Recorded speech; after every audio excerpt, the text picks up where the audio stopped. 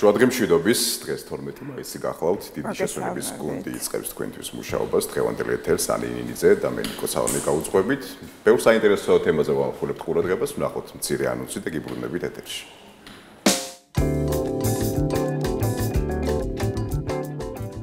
დღეს დიდი შესვენების ეთერში ნახავთ. დღეს ქრონიკული დაღლილობის სინდრომის დღეა, სტუმრად ნევროლოგი ნათია ხარატი. 10 მაისის სისტემური წითელი მგლურას მიმართ ცნობიერების ამაღლების დღეა. გადაცემაში სტუმრად რევმატოლოგი ია კახიძე. როგორ უნდა მოვუაროთ მცენარეებს და როგორ შევარჩიოთ სწორი მცენარეები, სტუმრად აგრონომი ლელა ბაბულეიშვილი. და ბოლოს, მცენარეები და მათი მნიშვნელობა ინტერიერის დაგეგმვისას. გადაცემაში სტუმრად ინტერიერის დიზაინერი თამუნა კონცელიძე.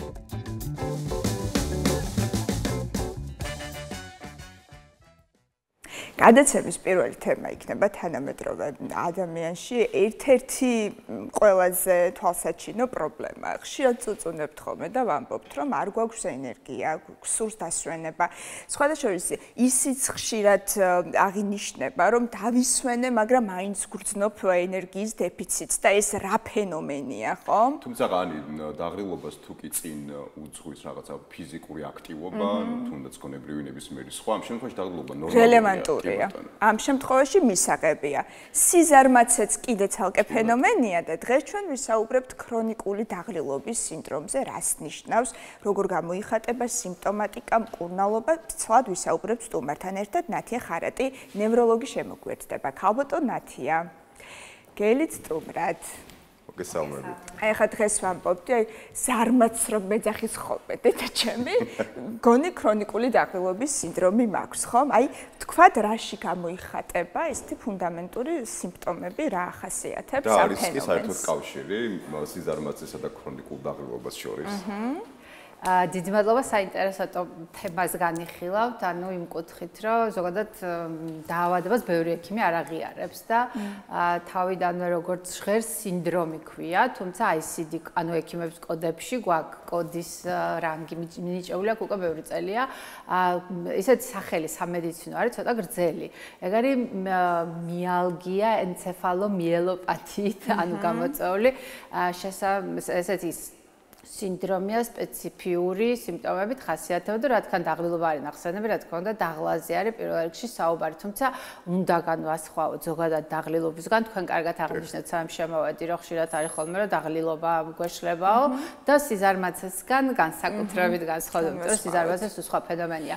ამ შემთხვევაში რეალური სიმპტომებთან არის კავშირში ეს ყველაფერი და აღწერილი არის, თან ესე უცებ არ ისმევა ეს დიაგნოზი მიუხედავად იმისა, რომ შეიძლება უცებ დაიწყოს და განვითარდეს, ყოველთვის წინ უსწრებს რაღაცა კონკრეტული ამბავი, რასაც მოყვება ხოლმე. არის, როდესაც უცებ ჩაითვება ესე და დაიწყება და არის ისეთი, როდესაც ნელ-ნელა ესე მზარდიმდგო, ხო, ანუ მძიმდება მდგომარეობა ესე რა მძიმებს? ფსიქოსომატური არის თუ არა ეს სინდრომი? ფსიქოსომატური არ არის, იმიტომ რომ რეალურად სულაც გრძნობს ადამიანი თავს. სამწუხაროდ ამის დადგენა არ ხდება, ანუ სტრუქტურული ცვლილებები თავის ტვინში არ ხდება. ადრე მიეკუთვნებოდა ბიოლოგიურ დაავადებებს, ICD 10 სანამ იყო ჩვენი კოდირების სისტემა, 11-ზე რო გადავედით ნევროლოგიურ დაავადებებში გადმოვიდა უკვე კაიხანია და შესაბამისად განიხილება 6 თვის შემდეგ ისმევა დიაგნოზი, როდესაც ეს სიმპტომები ადამიანს აწუხებს 6 თვის განმავლობაში. და ეს პარადოქსულად დაკვირვების პროცესი გადის. დაკვირვების პროცესი არის და ამ შემთხვევაში ეგ არ არის ჩვეულებრივი დაღლილობა რა, ანუ დაღლილობა, გამოუძინებლობა, სტრესი, აი ეს ფსიქოლოგიური დამოკიდებულება ამის მიმართ რაც არის,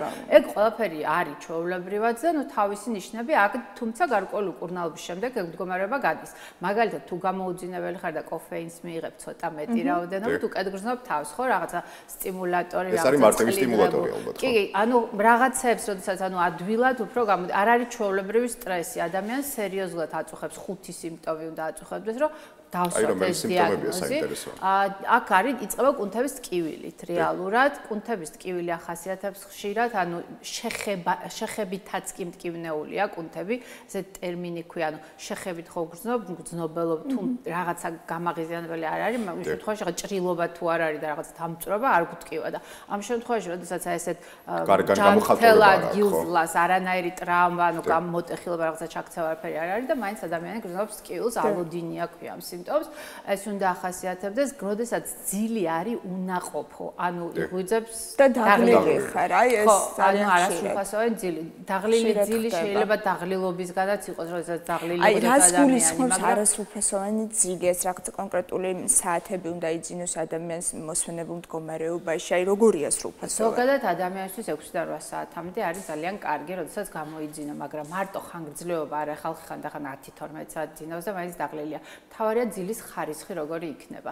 ანუ ძილს აქვს ფაზები სპეციალური, ანუ დაყოფილი რაც არის და აი ეს ფაზა ყველა უნდა გავიაროთ. მათ შორის არის ღრმა ძილი, როდესაც ჩვენ კარგად ვისვენებთ, ანუ ძალიან ღრმა, როდესაც ესეთი თვალების მოძრაობის ნაწილი ქვია ამ ამბავს და ამ შემთხვევაში კარგად ვიძინებთ ბოლომდე გათიშულები როცა ვართ რეალურად აი სიზმრებსაც როცა ვხედავთ და რაღაც ამას აქვს ფაქტიურად აღმდგენი ფუნქცია ხო ორგანიზმში როგორც ფსიქოლოგიური როცა ბიოლოგიური ბოლომდე გადატვირთვის აი რაღაც ყველაზე ნაკლებია 15 წუთია 2 საათიან ციკლში მაგრამ ყველაზე მნიშვნელოვანია ეს ძილის ფაზა და შესაბამისად აი ესეც იკარგება ანუ ამ შემთხვევაში ხდება შესწავლა ყველანაირი კვლევები ტარდება როდესაც ადამიანი და ადამიანს აწუხებს დაღლილობა იმდენად რომ ფეხზე ვერ დგება ანუ ორთოსტატიკური მდგომარეობა მისთვის მიუღებელია ეს არ არის ჩვეულებრივი დაღლილობა წავედით და ვისვენე და რაღაცა ხო ანუ დასვენება არ არის საკმარისი და უბრალოდ მდგომარე ანუ შესაძლოა აწუხოს ამ შემთხვევაში ფსიქოსომატური არ არის ეს სინდრომი მაშინ რა იწვევს მას ხო, სამწუხაროდ სრული მექანიზმი არ ვიცით, ზუსტი მექანიზმი უბრალოდ რა იწვევს ამ ამბავს, თუმცა დამოკიდებულება არის იმ მხრივ, რომ ანუ ნერვული სისტემის გადაძაბვა, ისა ავტოიმუნური ცვლილებები ორგანიზმში და ხშირად ამას იწვევს ვირუსის პროვოკაცია, ანუ პროვოცირდება ვირუსით, რაღაცნაირად. შემდგომ ხშირად წუწუნებთ ენერგიის დეფიციტის გამო. ეს ზოგადად, ხო, ყველა ვირუსი ინტოქსიკაციას იწვევს ჩვენ ორგანიზმში, სისხლის ფორმულა იცვლება და შესაბამისად ამაზე პასუხია, მაგრამ ხანგრძლივი როდესაც არის და ვირუსი არის მატრიგერებელი, შეიძლება ჩავთვალოთ კოვიდ პანდემია მიქონია გავლენა, რატომაც გახდა მასობრივი ეს. კოვიდ პანდემიამ ბევრ რამეზე იქონია გავლენა, თუმცა ნუ ქრონიკული დაღლილობის სინდრომიც ავაში არის, მაგრამ ეს დაავადება მანამდეც იყო, უბრალოდ მერე უფრო ცნობადი და ესე თქვა სასაუბრო ჩვენ საუბრობთ ახლა ასთენიაზე, რომელიც შეიძლება გავაიგიოთ იგივე ქრონიკულ დაღლილობასთან. არა, ასთენია შეიძლება მალე გაიაროს, რაღაც პერიოდის მერე გაიაროს და ანუ ქრონიკული დაღლილობის სინდრომს ახასიათებს სახსრების მორეციდივე ტკივილი შეშუპება, რაღაცა ხან ერთი სახსარი ტკივა, ხან მეორე რაღაცა გაუწევდება. ანუ ადამიანი არის სულ ამ 6 თვის განმავლობაში, აი ესეთ ტკივილთან მიმართებით ყველანაირი სიმპტომი აწუხებს მას, რაც შეეხება ტკივილს და შესაბამისად აი ეს ძილის პრობლემა და 25% ამადა ვისაც აწუხებს ეს დაავადება არის სრულიად არაშრომის უნარიანი. დანარჩენს ეზღუდება 75-ს და მეოთხედი საკმაოდ დიდია და ეს მეოთხედი ადამიანები უბრალოდ წვანა ლოგინში და ვერ მოძრაობენ, იმიტომ რომ ტკივათ ყველაფერი და ხელის შეხებითაც წვალობენ. ანუ არის სხვადასხვანაირი მდგომარეობები, როდესაც აი კონკრეტულად ამ ამბავში გამოიხატება და უნდა განვასხვაოთ აუცილებლად და ისეთი მკვეთრი ზღვარია უბრალოდ დაღლილობას ასთენია, რასაც ქვია და ასთენია შეიძლება გაგრძელდეს 1 კვირა, ხო, რაღაც ვირუსის მერე 2 კვირა და მარტივად მართვადია შედარებით, ხო? ხო, მართვად მარტივი არ არის, მაგრამ ყოველ შემთხვევაში ქრონიკული დაავადება არ არის და ის ქრონიკულია უფრო აი ეს 6 თვეა და რთულად ექვემდებარება მკურნალობას. აი ძილის ნაწილი აღნიშნეთ თქვენ. ცნობიერება რამდენად მაღალია ზოგადად ამ დაავადების ირგვლივ, იმიტომ რომ ის სიმპტომები, რაც თქვენ ჩამოთვალეთ, შეიძლება აღინიშნებოდეს ადამიანს და აბრალებდეს საერთოდ სხვა მოცემულობას. აწუხებს უძილობა, ეს ალბათ სტრესის ბრალია, მტკივა კუნთები, იმიტომ ბევრი ვიარე.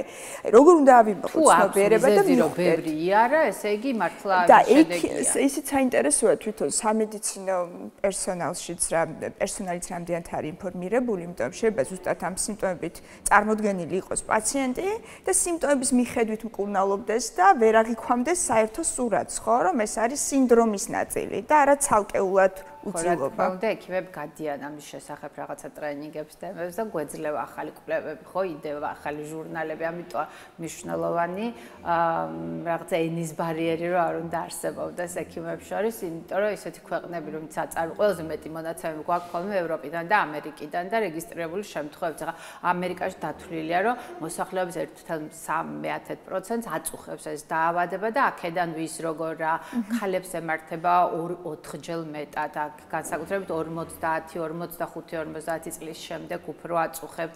ეგრეთ წოდებული კლიმაქსის პერიოდი. ჰორმონალური რაღაცა ვისიც ენდოკრინოლოგიური. მარტო ენდოკრინოლოგიური არა, ანუ შეიძლება რაღაც დაავადების გამო სტეროიდების კურნალობდეს და შემდეგ ამ სტეროიდებმა გამოიწვიოს ეს გართულება, ავტოიმუნურ დაავადებებს განსაკუთრებით ურთება. ანუ აქვთ რაღაცა შინაგანი ის წინასწარ განწყობა ორგანიზმი არ არის სრულად ჯანმრთელი და სრულყოფილი, ესე მოწმენდილ ცაზე არ ჩდება ხოლმე. არის რა თქმა უნდა 100%-იანი სამწუხაროდ მედიცინაში არაფერი არ გვაქვს, მაგრამ აი ესეთი შემთხვევებიც არის და რაც შეეხება ცნობიერებას, როგორც გითხარით, ბევრი ცნობილი ექიმიც არ აღიარებს ხოლმე, იმიტომ რომ თulis რომ ასთენიასთან მიმართებაში უფრო ახლოს არის და ბევრი სხვადასხვა სიმპტომითაა გამოწვეული, თუმცა აქ არის ბექგრაუნდი ისეთი, რომ ზუსტად ხდება ამის დადგენა სისხლის ფორმულის აღწა. და რა თქმა უნდა, როგორც გითხარით, უკვე დროს აქვს ძალიან დიდი მნიშვნელობა. დღესდღეობით დადგენილი და კარგ ქვეყნებში დათვლილ შემთხვევაში ვიცით, რომ რაღაციდან 17-დან 24 მილიონამდე ადამიანი იტანჯება დაავადებით კი იტანჯება და რთული ესეთი სამკურნალო არის. ხო, როგორც გითხარით, აქედან მეოთხედი რთული ფორმაა, როდესაც აი საერთოდ ხელის შეხებითაც რთულდება. მე როგორც მივხვდი თქვენ მაინც მთავარ მაპროვოცირებელ ნაწილად აღნიშნეთ ძილის ნაწილი. ვირუსი აღნიშნე მაპროვოცირებელად. ძილი ერთ-ერთი სიმპტომია. კი ბატონო. აი მაყურებლისთვის სწორი რეკომენდაცია რომ გავცეთ სრული ძილი და გამოძინება, მაგალითისთვის თქვენ აღნიშნეთ რომ 6-8 საათი არის მნიშვნელოვანი და ეს რეკომენდირებული. თუმცა მე თუ მაგალითისთვის ვიძინებ დილის 6 საათზე და შემდეგ მთელი მომდევნო 8 საათი მძინავს, ეს არ ითვლება სრულყოფილ ძილად და მით უმეტეს ღრმა ძილის ფაზაში ალბათ ვერ შედის ადამიანი, ხო? ესეც რომ განმოხდა სწორი რეკომენდაცია რომ ძილზე ბევრჯერ გვესაუბრია გადაცემაში და თქვენთან საერთოდ ანუ ძილი გამოძინება ძალიან მნიშვნელოვანია რა დროც არ უნდა იყოს, თუმცა ჩვენ ცირკადული რიტმი ქვია, ხო, 24 საათიან რიტმს რო და როდესაც სრულ ფასოვნად განვიხილავთ ამ შემთხვევაში, რა თქმა უნდა, დილით დაძინება უფრო ცუდია ვიდრე საღამოს თავის დროზე, იმიტომ რომ ჩვენ ორგანიზმში ამ ცირკადულ რიტმზე მიმართებით კორტიზოლი როდის გამოიყოფა, დილას სეროტონინი რო უნდა გამოიყოს, ჯობსზე უნდა გავიღვიძოთ, რომ ეს უბრალოდ კორტიზოლი დავხარჯოთ დილით და საღამოს მელატონინი მოდის და ეს ყველა ფაზურობა ძალიან მნიშვნელოვანია, მაგრამ არის ადამიანები, ვისაც სმენო, ცვლით სამსახურია, ხო, მათ შორის ექიმების, ყველაზე ნაკლები მე მგონი ექიმების ძინავს, განსაკუთრებით იმათ, ვისაც მოწევს მორიგეობაზე მუშაობა. ნუ სხვა გზა არ არის. ჯობს გამოიძინო რაღაც დროზე, ვიდრე საერთოდ არ დაიძინო.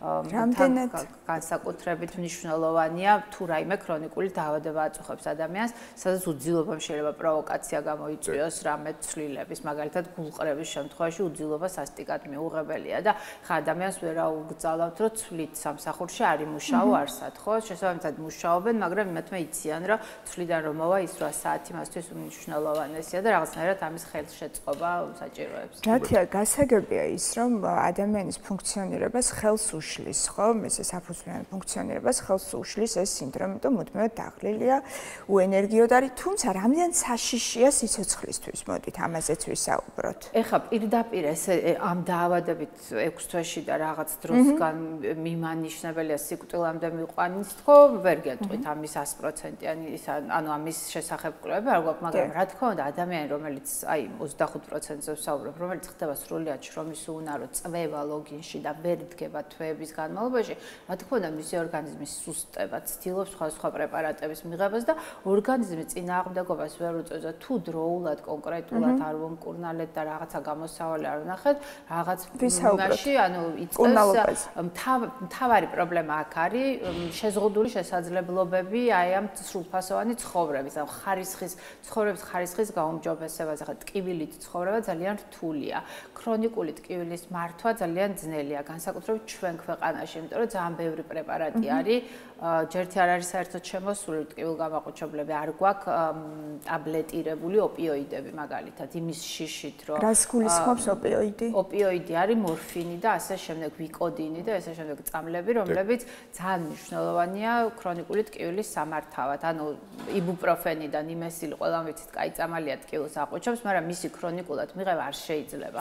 და არსებობს ქრონიკული თავის ტკივილი, ქრონიკული ზურგის ტკივილი, რაღაცა ნერვით გამოწვეული ქრონიკული დაღლობის სინდრომი. ამ შემთხვევაში გჭირდება რაღაც წამლის მიცემა, მათ შორის არის ისეთი პრეპარატები, რომელიც ალბედითად ცნობილი გახდა საქართველოში ლირიკა და გაბა გამაწლების განმავლობაში და რახან ესენი იწვევს მიჩვევას, ამიტომ ჩვენ ქვეყანაში მოიტანეს ესეთი ადვილი რაც არის ყველაფერი ტაბუ და დაიკეტა და არ უშვებენ და არ გვაქვს რეგისტრირებული და ხშირად არის შოვება და სამწუხაროდ ეს ფარმაკოლოგია ძალიან ცუდად მართვადი არაკონკურენტული არის ჩვენ ქვეყანაში.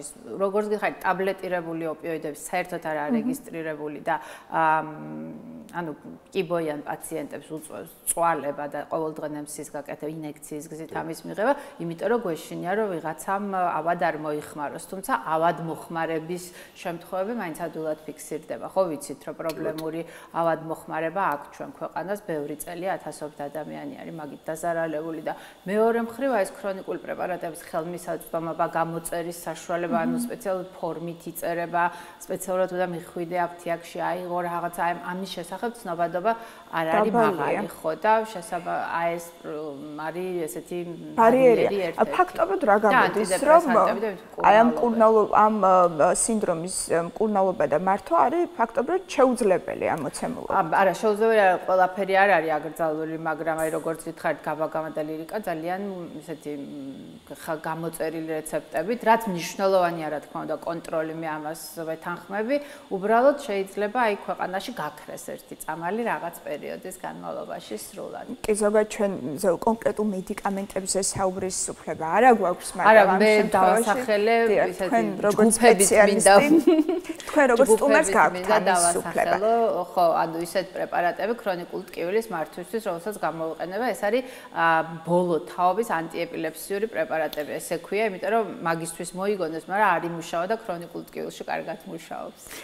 ხო, ისე მაბატონიკო, ისე მკურნალობის თემა გავაგრძელოთ, გასაგებია რომ მედიკამენტების დეფიციტია, რა ხერხებს მიმართავთ სპეციალისტები იმისთვის, რომ შეუმსუბუქოთ მდგომარეობა პაციენტს. მედიკამენტებს უნიშნავთ, სხვადასხვა გზა არსებობს ამისი, მათ შორის ვიტამინოთერაპიაც მიდის, მათ შორის ფსიქოლოგის დახმარებაც სჭირდება, მათ შორის მხარდაჭერა ოჯახი სჭირდება და ყველანაირად, ანუ ფიზიკური თერაპია შეიძლება დაჭირდეს, რომ აღიდგინოს ყველანაირი ეს მდგომარეობა შესაძლოა და გვარად და რა თქმა უნდა არ არის ეს სრულად უნკურნებელ ქსენად ვერ ჩავთვლით ამას ისე მაგტინებელი და უნკურნებელი არა თუმცა სახელიდან გამომდინარეობს ზოგადად ვამბობთ რომ 2-3 თვეზე მეტი დაავადება თუ გრძელდება ყველა ეს ქრონიკულია და როგორც გითხარით მხოლოდ 6 თვის მერე ვამბობთ სრულფასოვნად ამ დაავადების დიაგნოზის შესაბამისად ნამდვილად ქრონიკული დაავადებაა და თვალყურეობა ხანგრძლივი ჭირდება.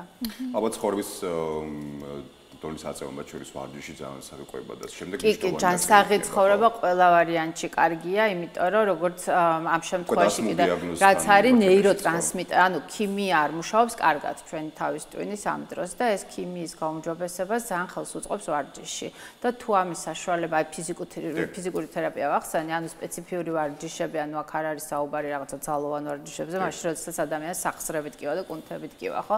რაღაცა ფიზიკური ვარჯიშები, რომელიც შესაძლებელია მისი აი ამ ძალის და იმის მხარდაჭერის ქვეშ ხონდეს აუცილებელია კი რა თქმა უნდა. იმისთვის რომ ჩვენ ატროფია არ მოხდეს ფაქტობრივად სხეულის, ხო? ანუ ეს ჩაწოლა არის ყველაზე რთული ამ შემთხვევაში. პრინციპში გარკვეულწილად თუ კი გამოხატული ეს თქოთ ფიზიკური ტკივილი არ ახასიათებს, ეს შეიძლება იყოს მენტალურიც, ხო? ამ შემთხვევაში ფსიქოლოგის ნაწილი უფრო მნიშვნელოვანი იქნება და ალბათ ჯანსაღი ცხოვრების წესთან მიმართებაში დიდი ცერინობა და სულ ჰაერზე სიარული მსგავსი აქტივობები. სპეციფიკური სინდრომია, კომპლექსური მკურნალობა რომ ახასიათებს, ესეც საინტერესოა.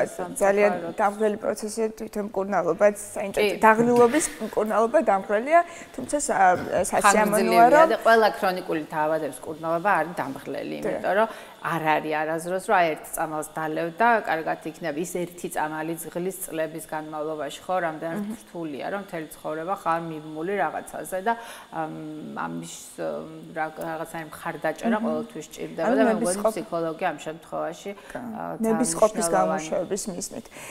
საინტერესო გენეტიკური ფაქტორი.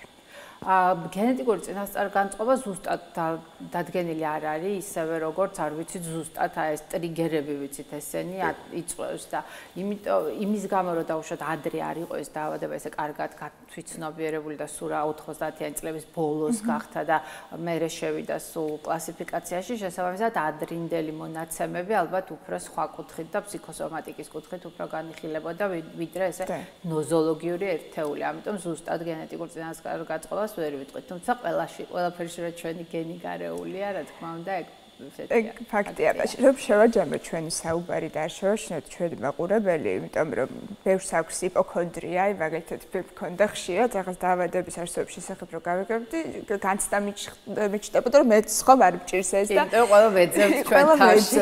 განსაკუთრებით სტრესულ გარემოში ცხოვრობ ზოგადად. ძალიან ცხოვრების ტემპორიტმი ძალიან დაჩქარებულია და მართლა ყველანი ვართ დაღლილები. მოდით აი შევაჯამოთ, როდის რა მდგომარეობაში, რა სიმპტომების აღმოჩენის მერე მივდივართ ვისთან კონკრეტულად ავუხსნათ მაყურებელს ეს გზა. ზოგადად ძალიან კარგია თუ ყველა ადამიანი გაითვალისწინებს, რომ პირველი მიდის ოჯახის ექიმთან. ანუ სისტემურად ესე პირველად ჯანდაცვის სკოლი ძალიან მნიშვნელოვანია, იმიტომ რომ ის აძლევს ზუსტ მიმართულებას, იმიტომ რომ ბევრი ისეთ სიმპტომი არის, შეიძლება აგვერიოს. კარგად აღმოჩნდა, რომ ვისთან ძალიან ხო თუ და ესეთი ოჯახის ექიმი და თერაპევტი რაღაცნაირად ყველაფერს ერთად უყურებს და მე უკვე აძლევს გადამისამართებას და თუ ეჭვი შეეპარება, რომ ეს არ არის უბრალოდ ასთენია და ეს არ არის უბრალოდ იმიტომ რომ ადამიანი გადაიღალა და მხოლოდ ფსიქოლოგის მხარდაჭერა ჭირდება, გაუშვებს ნევროლოგთან სავარაუდოდ და მე ნევროლოგის კოდი როგორც გითხარით, ბოლო კოდების ICD-ის მიხედვით ეს უკვე ნევროლოგიურ დაავადებად ითვლება და შესაბამისად ესეთ საშინდისში და მომაგტინებელი არ არის, თუმცა ქრონიკული დაავადებაა და ჭირდება რეაგირება. ხარდაჭერა, მეთვალყურეობა, მკურნალობა. უღმესი მადლობა რომ ვიყავით ჩვენთან ერთად ნათია ხარატი ნევროლოგი იყო აქტუალურ თემებს აშუქებთ. მადლობა გამშვიდობებით.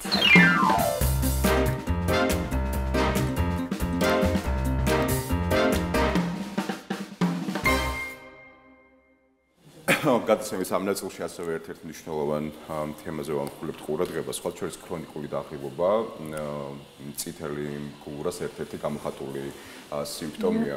ჩვენმა წინასწარმოებმა ზუსტად აღნიშნა, რომ თვითნებურად მკურნალობა არა მხოლოდ დიაგნოზის დასმა ძალიან რთულია, ვინაიდან რაღაცნაირი თითქმის მახასიათებელი შეიძლება მსგავსი ქონდეს სხვადასხვა დაავადებას. დაახლოებით შუა საუკუნეებში აღმოაჩინეს, მას მგელთან არაფერი კავშირი არ აქვს, უბრალოდ აღმოაჩინეს, მას ჰქონდეს თქოთ მგლის ნაკბელის ფორმა, შესაბამისად შემორჩა ეს სახელი, თუმცა კანზე უფრო მეტად გამოხატულია როგორც მაგალითად პეპლის ეფექტი, უბრალოდ პეპლის მსგავსი გამონაყარი სიწითლე კანზე. თუმცა ის რადიკალურად განსხვავდება ასევე სისტემური წითელასგან, რომელიც ასევე უფრო რთული ფორმა არის, მოკლედ და რა პრობლემებს იწვევს ის, როგორ უნდა იცხოვროს ავადმყოფმა, ამ და სხვა კითხვებზე რევმატოლოგია კახიძესთან ერთად ვისაუბრებთ, რომელიც რა თქმა უნდა დღეს ჩვენი სტუმარია. მოკლედ საკმაოდ ისეთი მნიშვნელოვანი დაავადება, რომელიც შესახებაც უფრო მეტი გუშინ გავიგეს იმათ რომ გითხრათ და არც თუ ისე მარტივი მკურნალობის პროცესს გადის. თავიდან აღვნიშნოთ და გავიგოთ რა არის საერთოდ სისტემური წითელი მგურა და ამავდროულად მეორე მგურასგან რა განსხვავებაა? სისტემური წითელი მგურა ქრონიკული ავტოიმუნური სისტემური დაავადებაა, რომლის დროსაც ორგანიზმის იმუნური სისტემა ებრძვის საკუთარ ქსოვილებს. ეს ძირითადად წვრილი სისწარღვების დაზიანებით მიმდინარეობს, ასევე კანისა და ლორწოვანი კარსის დაზიანებით, კანზე, ცხვირის ზედაპირზე ძირითადად და ყურიმალებზე აღინიშნება პეპელას მსგავსი გამონაყარი, ლორწოვან გარს რაც შეეხება პირის ღრუში შეიძლება გაჩნდეს სისხლჩაქცევები და ეროზიები. რაც შეეხება ძვალსახსროვან სისტემას, ამ მხრივ ტკივილი შეიძლება ინტენსიური ტკივილი აღინიშნებოდეს ერთ ან რამოდენიმე სახსარში, ძირითადად ხელის თითებზე და ფეხის თითებზე აღინიშნება, ასევე შეიძლება იყოს ხელის თითების გათეთრება, სილურჯე და სიწითლე, რეინოს სინდრომი ახლავს და ასევე მუხლის სახსრების დაზიანებაც შეიძლება იყოს. ამ დაავადების დროს არის გამოხატული თმის ცვენა ძლიერი, საერთო სისუსტე, კუნთების ტკივილი, დაღლილობა და ჩვენ ამ დაავადების დროს ძირითადად გვაშინებს შინაგანი ორგანოების გართულებები, დიახ, შინაგანი ორგანოების გართულებები, როგორიცაა სასუნთქის სისტემა, გულსისწავლთა სისტემა, ნერვული სისტემა, თირკმლები, საყვარელი ორგანოა მგლურასთვის, სასუნთქის სისტემის მხრივ ხშირად არის პლევრის ღრუში გროვდება სითხე, პლევრიტი, გლურასმიერი პლევრიტი ვითარდება, პერიკარდიტი ან მიოკარდიტი, ასევე თავის ძლიერი ნერვული სისტემის მხრივ თავის ძლიერი ტკივილი და თავის ტვინში სისხლის მიმოქცევის დარღვევა და საყვარელი ორგანო არის ესევე თირკმელი, თირკმლის პიელონეფრიტი ვითარდება, ლუპუს ნეფრიტი, ანუ მგლურასმიერი ნეფრიტი ვითარდება ამ დაავადებაში. აი საკმაოდ ისეთი მრავალფეროვანი ჩაუნათვალი არის, საინტერესო არის სრული კლინიკური სურათის მისაღება დიაგნოსტიკისთვის, მით უმეტეს თუ რომ ვიცით რომ ინდივიდუალური არის ნებისმიერ შემთხვევაში, ხო მიდგომა პაციენტთან მიმართებაში. აი ამ ზუსტად შინაგანი ორგანოების გართულებების გამო ხშირად ჭირს დიაგნოზირება და დროული რეფერირება სპეციალისტთან, ამ შემთხვევაში რეუმატოლოგთან. სპეციფიკური კვლევები არის, რა თქმა უნდა, ლაბორატორიულ კვლევებსაც ვეყრდნობით, ყველა ინსტრუმენტალურ კვლევებთან ერთად, კომპლექსური კვლევა, სისხლის სისტემის ხდება ანტინუკლეარული ანტისხეულების განსაზღვრა და anti-dsDNA კვლევის განსაზღვრა, ეს არის ორჯაჭვიანი დნმ-ის ანტისხეულების ტესტის ჩატარება. ამ შემთხვევაში გენეტიკურ ფონთან გვაქვს საქმე, საერთოდ რა აუტოიმუნურ დაავადებას. ზოგადად აუტოიმუნური მიზეზი უცნობი არის, თუმცა ყველა ქრონიკული რევმატიული დაავადებების ეს არა გენეტიკურ ფაქტორს აქვს დიდი მნიშვნელობა რევმატიული დაავადებების დროს. შეუცებადია თუ მაპატიეთ კურნალობის პროცესზეც ვისაუბროთ, იმიტომ ფაქტობრივად ორგანიზმი თავის თავს ინადგურებს, ხო? რაღაცა უკმოქმედება ხდება. თავდაცვის ნაცვლად პირიქით სხვანაირი მექანიზმი ირთვება. კი ბატონო, კურნალობა როგორ ხდება? კურნალობა ხდება არასტეროიდული პრეპარატებით, გლუკოკორტიკოსტეროიდებით, იმუნოსუპრესორებით და ბიოლოგიური პრეპარატებით მკურნალობა, რისი ფუფუნებაც აქვს აჭარის მაცხოვრებელს პაციენტებს სოლომეთში, კლინიკა სოლომეთის რეუმატოლოგიური დეპარტამენტის ხელმძღვანელის ქალბატონ ნერიმან ცინცაძის და აჭარის ჯანდაცვის სამინისტროს მხარდაჭერით სრულიად უფასოდ ხდება ბიოლოგიური ძვირადღირებული ბიოლოგიური პრეპარატებით მკურნალობა, სადაც ჩართული არიან ყველა რევმატიული დაავადების მქონე პაციენტები. მათ ამ შემთხვევაში უფასოდ ხდება კვლევები, გარკვეული კვლევები, რა თქმა უნდა, პირველადი ჯანდაცვის ხაზით უფასოდ ხდება, თუმცა არის კვლევები, სპეციფიკური კვლევები, რაც უფასოდ არ ტარდება. გარკვეულწილად დაამბობენ, რომ ესე ვთქვათ,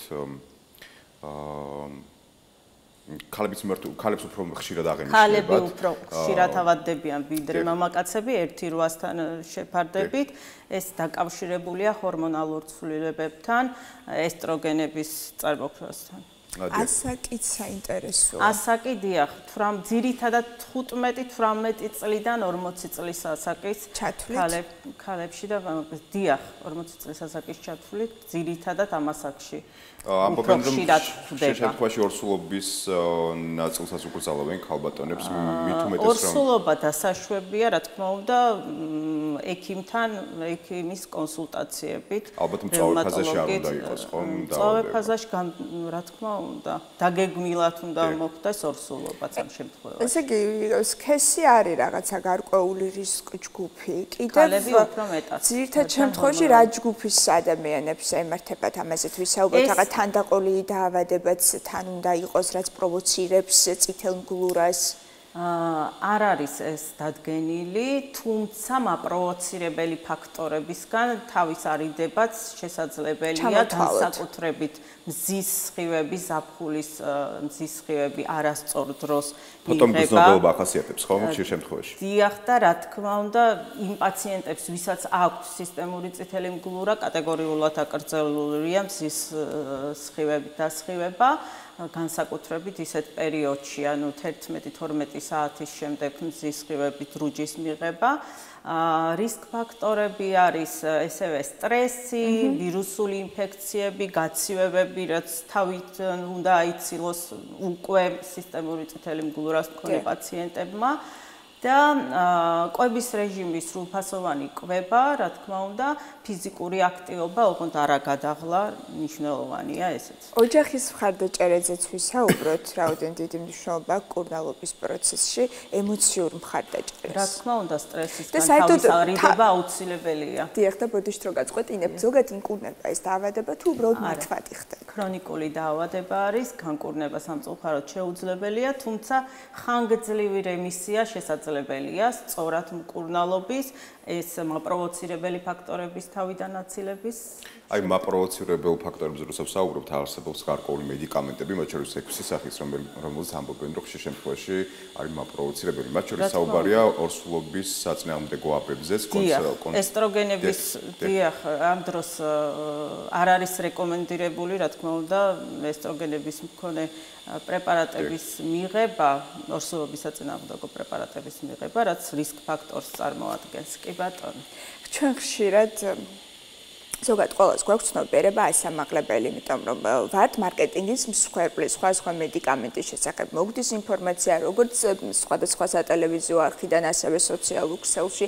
გონია რომ ეს პრეპარატი აი ამ კონკრეტულ პრობლემას უშველის, თუმცა შესაძლოა გამოიწვიოს კიდევ სხვა დამატებითი პრობლემა. ამ თემაზეც ვისაუბროთ. რამდენად საშიშია თვითნებურად, თუნდაც ერთი შეხედვით უვნებელი პრეპარატის მიღება და შეიძლება თუ არა ზუსტად ასმა პრეპარატმა მოახდინოს პროვოცირება ასეთი აუტოიმუნური დაავადების. დიახ, ხშირად არის რომ გლუკოკორტიკოს ჰორმონალურ პრეპარატებს მაგალითად ღებულობს პაციენტი და თავისი თვითნებურად მოხსნის, ამიტომ არის საჭირო და მოხსნის სინდრომი განვითარდება, უარესობისკენ წავა მისი მდგომარეობა, ვიდრე გამოკეთდეს და რემისია გახანგრძლივდეს, ამიტომ არის მჭიდრო კავშირი აუცილებელი თავის მკურნალ ექიმთან.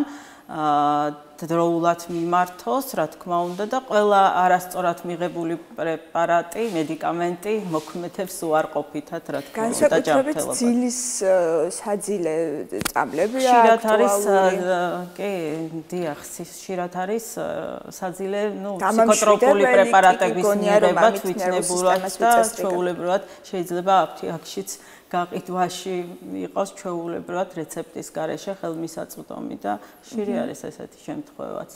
აი თქვენს პრაქტიკაში საინტერესო რემისიის სადგომად გქონიეთ ისეთი რა თქმა უნდა, ხანგრძლივი რემისია. და საქართველოში თუ არსებობს გარკვეული სტატისტიკა და გეოგრაფიულ, ასე ვთქვათ, მდებარეობაზე თუ არ დამოკიდებული. სტატისტიკა არ არსებობს, თუმცა სხვა რევმატიული დაავადებებისგან განსხვავებით, როგორიც არის რევმატოიდული ართრიტი, სკლეროდერმია, ფსორიაზული ართრიტი, სპონდილოართრიტი, ამათგან განსხვავებით უფრო ნაკლებად არის, ანუ ხშირი უფრო ესენი არის, რაც ჩამოვთვალე, ვიდრე სისტემური წითელი მგლურა, თუმცა არის საკმაო რაოდენობით. საბოლოო ჯამში მაინც მოკლედ მართვადი არის ამ შემთხვევაში ექიმთან კომუნიკაციის შემთხვევაში და მჭიდრო კომუნიკაცია არის ალბათ აუცილებელია. ზედმიწევნის შეასრულოს ექიმის რეკომენდაციები, აუცილებელია ზედმიწევნით შეასრულოს ის, რომ აპროვოცირებელი ფაქტორები აირიდოს თავიდან და მიყვეს ექიმის რეკომენდაციებს ამ შემთხვევაში. საინტერესოა პატარა რეკომენდაცია რომ გავაკეთოთ დამაყურებლისთვის, ეს თქვა ძალიან საშიშად რომ არ ჟღერდეს წითელი მგლურა, კვება, შრომისა და ცხოვრების რეჟიმის წესი თქვა წითელ მგლურასთან ერთად როგორი არის და რა რეკომენდაცია შეიძლება გავცეთ. დიახ. სრულფასოვანი და ჯანსაღი კვება აუცილებელი არის, შრომის უნარიანობა დაქვეითებულია, მაგრამ შესაძლებელი არის, აუცილებელი არის აქტიურობა, თუმცა არა გადაღლა და როცა მიყვება ყველა რეკომენდაციებს, ეს არ არის გამოსავალი ისეთი ამიტომ შესაძლებელია გამომარება არ არის, რა თქმა უნდა, შესაძლებელია ხანგრძლივი რემისიის მიღწევა და ცხოვრების ხარისხის გაუმჯობესება. ასევე აქვე მნიშვნელოვანი იქნებოდა პრევენციის მიზნით თქვენ ახსენეთ ასაკობრივი ზღვარი 15-დან 40 წლამდე. მით უმეტეს ქალბატონებში 15 გარდატეხის ასაკში ხშირი არის ხოლმე კანზე გამოვლენებები, ისეთი სიტითლეების თუ ასე ვთქვათ კანზე მოკლედ რაც ახასიათებს გარდატეხის ასაკს, ლაქები, რაც შეიძლება ინდივიდუალურად, ადგილობრივად იმკუნალოს და შესაძლოა თუ არა ეს იყოს რაღაცნაირად მანიშნებელი იმისა, რომ მან ჩაიტაროს კომპლექსური კვლევა,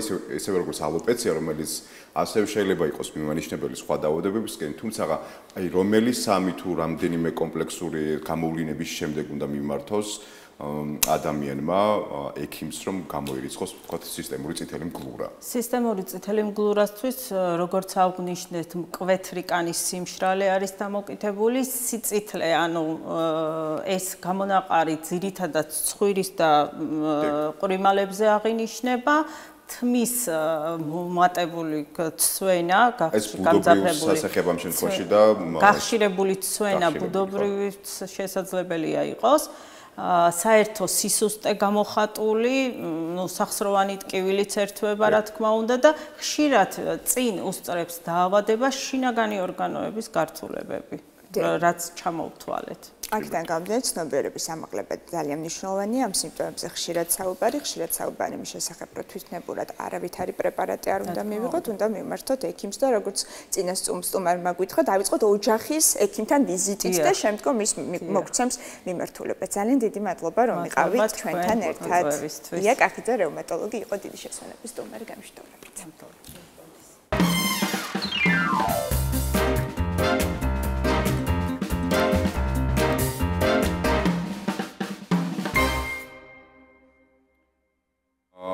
ხშირ შემთხვევაში მოკლედ სტრესი არის გამომწვევი ბევრი იმ დაავადებისა, რომელზეც გვიწევს ხოლმე საუბარი.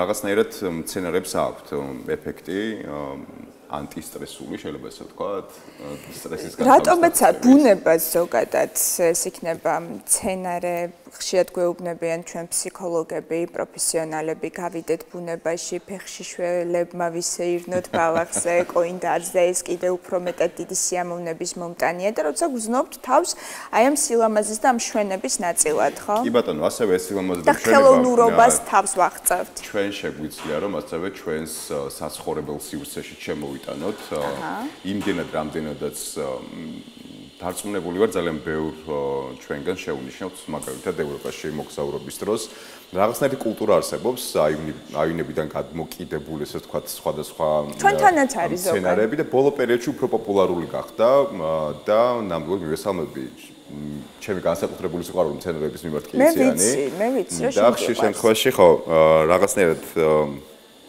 ისე ფორმირდა რომ მხოლოდ და მხოლოდ სცენარის ყოლა არ ნიშნავს მის მორწყვას, არსებობს გარკვეული ვალდებულებები. აი ყოლა რო თქვი, ეს ნიშნავს იმას, რომ შენ გიყვარს ძალიან სცენარები, ხო სულიერად აღიქვა.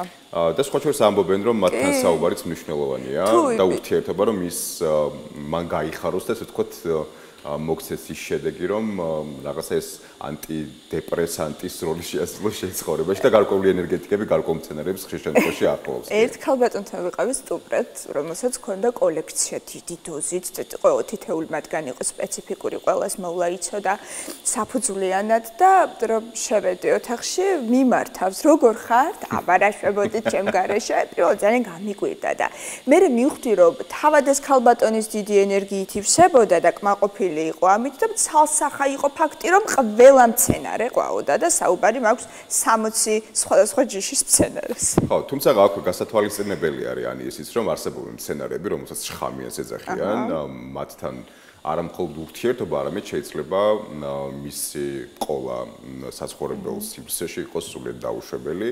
ნუ მათ შორის არა მხოლოდ ენერგეტიკული რესურსის, ასე ვთქვათ, ნაწილში, არამედ პირდაპირ მასთან შეხებაც კი შეიძლება იყოს საზიანო ადამიანის ჯანმრთელობისთვის. მოკლედ, უფრო ცლად ვისაუბრებთ ლელა ბაბუნიშვილთან ერთად, აგრონომი არის დღეს ჩვენი სტუმარი და ვისაუბრებთ იმ მნიშვნელოვან ცოდნებზე, რომელიც ჭირდება ზოგადად მცენარის ყოლას საცხოვრებელ სივრცეში. მოგესალმებით. მოგესალმებით.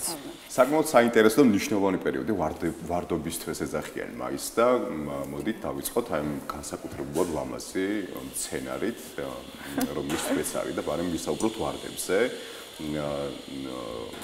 არსებობს სხვადასხვა სახის ვარდები, მათ შორის ჯიშის მის მოვლა განსაკუთრებული ცოდნა სჭირდება მოვდროულად, არა მარტო ეზოს პირობებში, არამედ სახლის პირობებში და გითხარით რა სპეციფიური მახასიათებლები ახასიათებს მას. მოგესალმებით. სწორად აღნიშნეთ, მაისია გაზაფხული ვარდობისთვის ვეძახით. ვარდების აფეთქების პერიოდია და ვარდებიც ძალიან ისეთი განსაკუთრებული მცენარეა და ყვავილია მინდა აღნიშნო და აი როგორი განსაკუთრებული ნაზიც არის ისეთი მოვლა და პატრონობა სჭირდება მას. გაზაფხულია, გამოვედით ხანგრძლივი ზამთრის პერიოდიდან. პირველ რიგში, რა თქმა უნდა, ვიწყებთ ვარდების მოვლით, რაც შემოიფარგლება გასვლით. აი მაპატიეთ ახლა გამახსენეთ ეს ჩვენი ყველას მტკივნეული მდგომარეობა, ზამთარი არ დავთავდა უწუწუნებთ ხომ? ეს ალბათ კიდევ ცალკე სტრესია ხომ მცენარეებისთვის. შეიძლება შევიდეს ადამიანი მებაღე ჩვეულებრივ შეცდომაში, იფიქროს მოვიდა გაზაფხული, დათბა, დათესოს კონკრეტული მცენარე და 3 დღეში საერთოდ სხვა კლიმატური. აი, როდესაც თავიდანვე, ფუნდამენტიდანვე სწორად გვაქვს ყველაფერი დაგეგმილი და გაანგარიშებული, სწორი მიმართულებით მივყავს ჩვენი საქმე მებაღეობის, არანაირი სტრესი არ შეიძლება გამოიწვიოს ამან სცენარისთვის სეზონმა მით უმეტეს. ჩვენ ამისთვის ყოველთვის მზად უნდა ვიყოთ ყველანაირი აი ასეთი რთული პერიოდისთვის. აი სეზონის ცვლილებას ახლავს ხშირ შემთხვევაში შეცდომები, რომელსაც ადამიანები ხშირად უშვებენ. მაგალითისთვის, ზამთრის დასრულებასთან ერთად ჩვენ გქონია რომ გაზაფხულზე სახლის მცენარეები აუცილებლად აივანზე უნდა გავდგათ და გავიყვანოთ უბრალოდ და ხშირ შემთხვევაში ეს არის მათთვის სტრესული. რომელი მცენარეების გატანა შეიძლება საერთოდ აივანზე, უნდა შევინარჩუნოთ თუ არა ისინი პირიქით საცხოვრებელ სივრცეში და რამდენად ეთანხმებით თქვენ მაგალითად გარეთ გაყვანას მცენარეებს. არ არის ყინვაგამძლე. ყინვაგამძლე არ არის რეკომენდებული აი აივანზე თუნდაც ისეთ რთულ გარემოში აღმოჩნდეს, რომ გამოიწვიოს გაყინვა, დაზიანება და შემდეგ ან დასტრესვა მცენარე შეიძლება არ დაიღუპოს, მაგრამ ხშირ შემთხვევაში აი ფატალურად მთავრდება ეს ყველაფერი. ამისათვის ჩვენ აი ნასესხებს რო ეძახიან აპრილის შუა რიცხვებამდე, მაინც ყოველ მიზეს გარეშე უნდა ვიყოლიოთ ასეთი მცენარეები ოთახის პირობებში. დაცული რო იყოს, ახლა არ არის სავალდებულო ოთახში ან სითბოში ყავდეს. აი ისეთ ოთახში დავუშვათ, სადაც შედარებით ყინვა არ აღწევს, არ არის სწორად აღნიშნეთ, აი ორპირი ქარი. როდესაც უკვე ბუნება დათბება, ტემპერატურა იწევს თანდათან, აი შეგვიძლია ტემპერატურის გამძლეობის მიხედვით თანდათან ჩვენი მცენარეები გამოვიყვანოთ გარეთ, იმიტომ რომ ეს აუცილებელია მათთვის. აუცილებელია გარემოზე მზისხივები, სუფთა ჰაერი, სინათლე მცენარისთვის, ეს ბუნებრივი პირობები აუცილებელია ყოველი მცენარისთვის. გინდა ოთახის იყოს ან გარე სივრცის. თუმცა ლოკაციის შეცვლა არის მათთვის გარკვეულწილად სტრესული, იმიტომ რომ აუცილებლად მაგალითად საცხოვრებელ სივრცეში შესაბამისი სინათლეც აქვს და იღებს იმ საჭირო სინათლეს, რაც მისთვის აუცილებელია სიცოცხლისთვის. ამ შემთხვევაში აივანზე გატანა რამდენად სხვა რელევანტულია და აუცილებელი. არის მცენარეები, რომლებსაც ახასიათებთ ადგილის გამოცვლასთან ერთად, აი ისტრესება მცენარე. არ უყვართ ხშირად, აი ოთახშიც თუნდაც ერთი ადგილიდან მეორე ადგილზე გადანაცვლება. ადგილის მონაცვლეობის დროს ეს მცენარე ისტრესება შეიძლება აი ყვავილები დაცვივდეს, შეიძლება ფოთლები დაცვივდეს, არ იღუპება, მაგრამ აი ამითი გამოხატავს თავის აი სტრესულ მდგომარეობას, დიახ. ამისათვის არის მცენარეები, რომლების ადგილის მონაცვლეობისგანაც უნდა შევიკავოთ თავი. აი მაგალითად ავარჩევდი ბუგენვილიას საკუთარი გამოცდილებიდან გამომდინარე.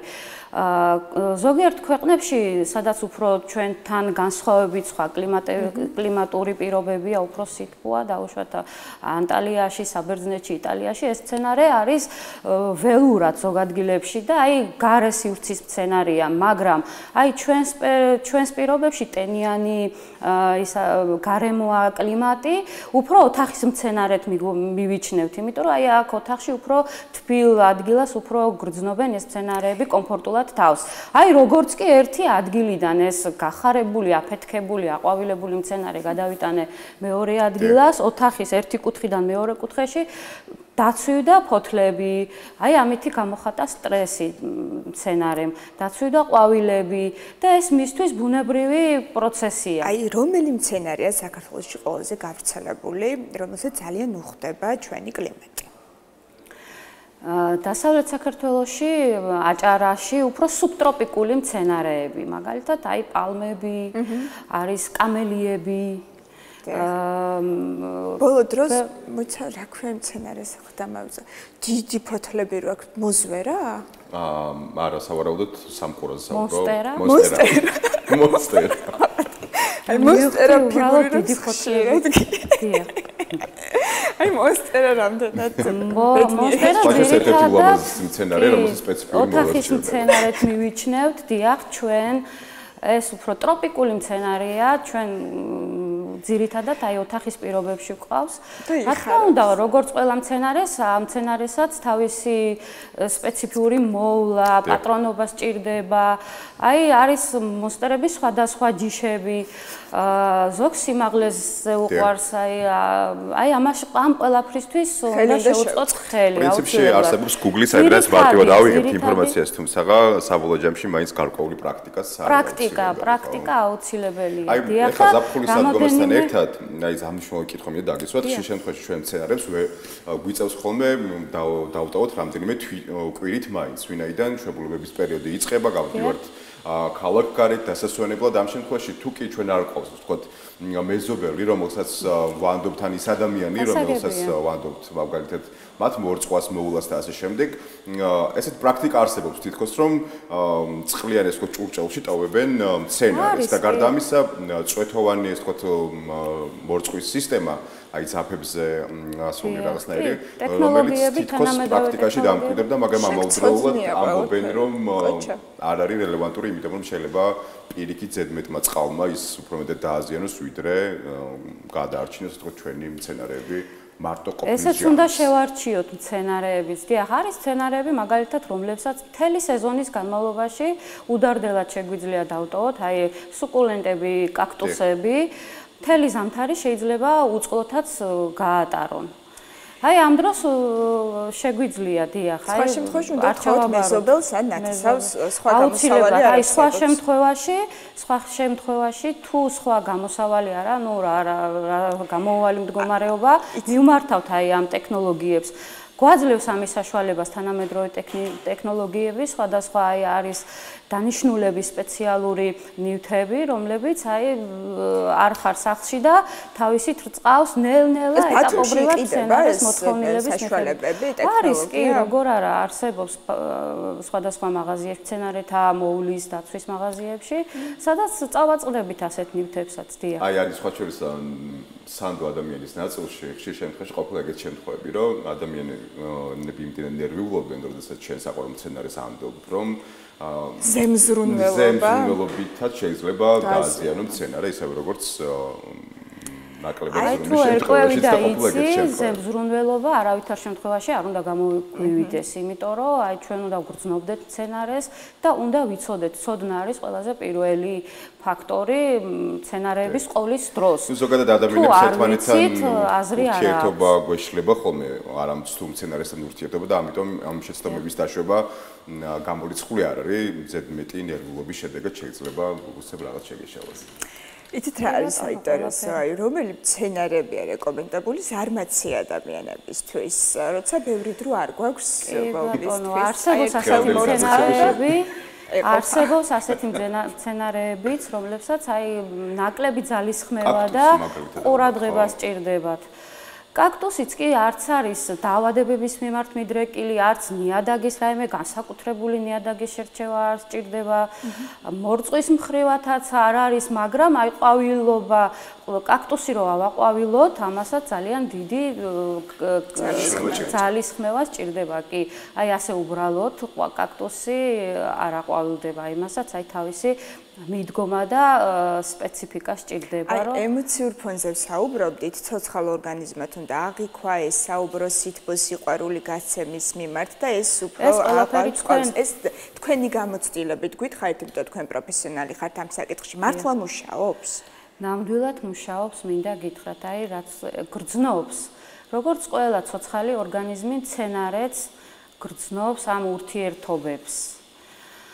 სითბოს, გაბრაზებასაც, აი, როდესაც გინდა იყვავილოს ყველაფერს, ყველანაირად ჩართული ხარ ამისთვის, ისიც გრძნობს და გახარებს, რა თქმა უნდა, ყვავილობით, სიჯანსაღით, დიახ, სიჯანსაღით და ასე შემდეგ. აი, როდესაც არ გიყვარს, ისეც გამოხატავ არ აქცევ ყურადღებას, მზრუნველობა აკლდება, იწყენს ჭკნება, ისტრესება და შემდეგ რა თქმა უნდა შედეგი კიდევ ერთი მნიშვნელოვანი კითხვა, აი მაგალითად სახლის პირობებში მცენარის ყოლის დროს ნიადაგის მნიშვნელობაზე ვისაუბროთ, მაგალითად ტორფი უმჯობესია თუ ჩვეულებრივი ნიადაგი, რა უპირატესობა აქვს ერთს ან მეორეს და შევადაროთ უბრალოდ რომელს გავუწევით რეკომენდაციას და რატომ. მცენარების მოვლის დროს აუცილებელი რამოდენიმე ფაქტორია და არა მარტო ნიადაგის მომზადება, მაგრამ უპირველესი აი აქედან ვიწყებთ პირველ რიგში, როდესაც მცენარე მოვყავს სახლში, პირველ რიგში შეუდგებით ნიადაგის მომზადებას. სწორი შერჩეული ნიადაგი აუცილებელი და უპირველესი ფაქტორია ჯანსაღი, კარგი მცენარის მისაღებად. სწორი ამ შემთხვევაში ინდივიდუალური ნებისმიერი მცენარისთვის. ყველა მცენარეს თავისი მოთხოვნილება აქვს ნიადაგის მიმართ. მე აღვნიშნე კაქტუსებს უსმანაერი ნიადაგი გჭირდება, სუკულენტებს, ვარდებს თავისი სპეციფიკა აქვს ნიადაგის მომზადებას, ყვავილოვნებს და ასე შემდეგ. რაც შეეხება ტორფს, ტორფი, პერლიტი ტორფი ერთ-ერთი ასე ვთქვათ ორგანული საშუალებებია, დიახ, რომლებიც აი უფრო ამდიდრებს ნიადაგს, უფრო ჰაეროვანს ხდის, უფრო ამრავალფეროვნებს მცენარის ბიო მოთხოვნილებებს, ზრდის. და არ ხდის მას ტოქსიკურ მცენარედ, ხო? ამ შემთხვევაში ხომ მნიშვნელოვანია გავითვალისწინოთ რა ნივთიერებებს ვატანთ ნიადაგში.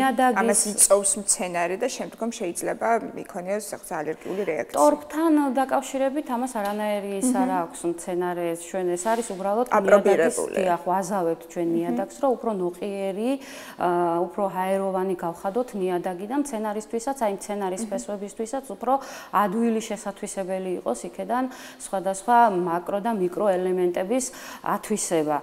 რაც შეეხება აი მცენარეების გამოკოებას, კიდე ერთ-ერთი მთავარი და მნიშვნელოვანი ფაქტორია, მით უმეტეს, როცა სახლში, ოთახში ყავს მცენარეები, ისინი ნიადაგიდან, მიწიდან, აი ქოთნის სიმცირის გამო, არეალის გამო, აი არ არის უფრო ეზოს პირობებში, ვერ ღებულებენ, შეიძლება ვერ მიიღოს იმდენი მისთვის საჭირო საკვები, დიახ, საკვები ელემენტები, ამიტომ გვიწევს ხელოვნური ჩართულობა, აუცილებელია ხელოვნურად მივაწოდოთ მას, ესა თუ ის საკვები დანამატები. აქ რას ვითვალისწინებთ? აქ ვითვალისწინებთ მცენარის მოთხოვნილებას ამა თუ იმ საკვები დანამატის მიმართ. გამოხატავს თვითონ მცენარე, დაუშვათ თუ გაუყვითლდა ფოთოლი, ან არ იყვავილა მცენარე, ჩვენ უნდა მივხვდეთ, უნდა ვიგრძნოთ, გვაძლევს სიგნალ მცენარე და იმის მიხედვით ვაწვდით უკვე საჭირო მაკრო, მიკრო ელემენტებს. აი ფოთლის სიყვირულთან დაკავშირებით აუცილებელია წინაპირობა რეალობა. აუცილებლად თაკასათვალისწინებელი ისიც რომ თუ კი მაგალითად მცენარეს აქვს ერთ კონკრეტულ სოყვანი დაავადება, ის აუცილებლად უნდა მოვაშოროთ სხვა მცენარებს, იმიტომ რომ გადამდები არის უკვე უნდა ჩავერთოთ ფუნგიციდებით, ეს არის მკურნალობის პროცესში უკვე სხვა მცენარებს უნდა მოვაშოროთ თუ შეგვიძლია. აუცილებლად კი, უნდა გამოუცხადოთ каранტინი, მოვაშოროთ იმ მცენარეებს, რომლებთან ახლოდაც იმყოფება ერთ მცენარე, ავარიდოთ უნდა და აი ცალკე პირობებში ინდივიდუალურად უნდა შევუდგეთ მის მკურნალობას.